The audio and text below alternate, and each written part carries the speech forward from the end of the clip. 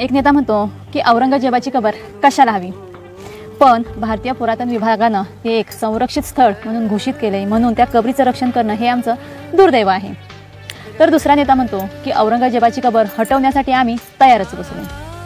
अखेर तुमच्या विक्षोभक भाषणामुळे 17 मार्चला नागपूरमध्ये दंगल झाली.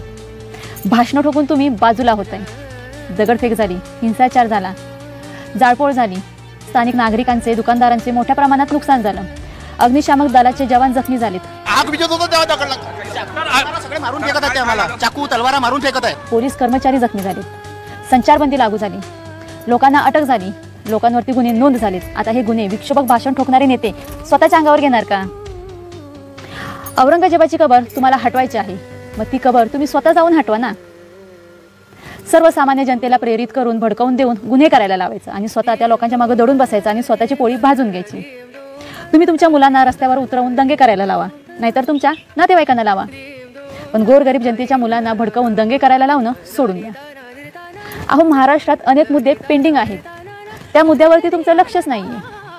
आरक्षणाचा मुद्दा आहे, महिलांच्या सुरक्षतेचा मुद्दा आहे, प्राथमिक शिक्षणाचा मुद्दा आहे, आरोग्याचा मुद्दा आहे. विकासाच्या मुद्द्यावरून तुम्ही बिनधास्त भांडा ना, तुम्हाला कुणीही रोखणार नाही.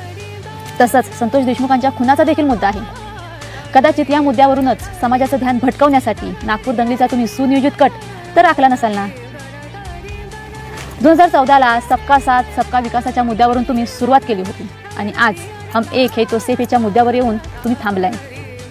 बाकी औरंगजेबाची कबर जर असेल तर आम्ही आमच्या पुढच्या पिढीला गर्वाने सांगू की मराठा साम्राज्य काबीज करायच्या उद्देशानं आलेल्या औरंगजेबाला आपण शेवटी या महाराष्ट्राच्या मातीतच मिळावं लागलं, पण तो आमच्या राजांना पराभूत करू शकला नाही.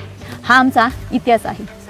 हा इतिहास सांगायचा असेल किंवा सांगायचा झाल्यास महाराजांच्या गड किल्ल्यांचं जतन करणं जितकं गरजेचं आहे, तसंच औरंगजेबाची कबरही असणं गरजेचं आहे.